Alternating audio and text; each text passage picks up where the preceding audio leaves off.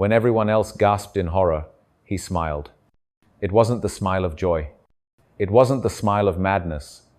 It was the smile of a man who had already made peace with the truth. People who saw it that day couldn't agree on what it meant. Some swore it was bravery, others thought it was arrogance. But those who were there long enough, those who looked closely, felt something colder. You see, most people, when they hear the worst, go through a ritual of disbelief. They bargain with reality. They grip onto the idea that maybe, just maybe, it's all a mistake. But not him. The moment the news reached his ears, you could almost see the weight of hope falling from his shoulders. It was like he had been carrying it for too long, and now he was finally free. While others feared the unknown, he had spent years walking its halls in his mind. He had rehearsed every possible disaster, touched every shadow in his imagination, stared at every locked door.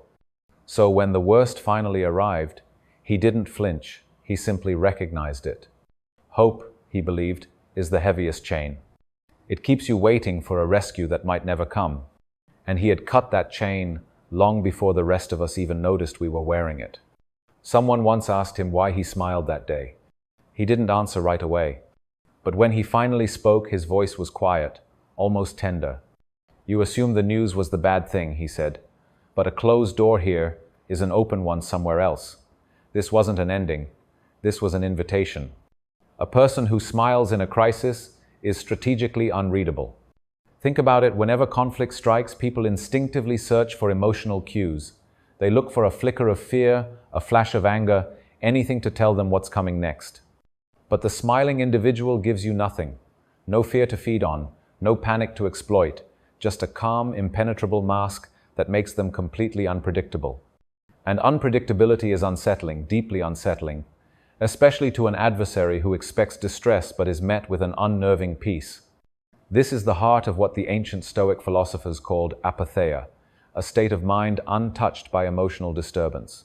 It's not that they don't feel, it's that they refuse to be ruled by what they feel. This self-mastery is a tactical advantage most people never even consider. They know emotions are contagious, so by refusing to get angry, to flinch, to show fear, they set the emotional tone of the entire encounter. You cannot provoke someone who refuses to be provoked. You cannot shake someone whose next move is a complete mystery.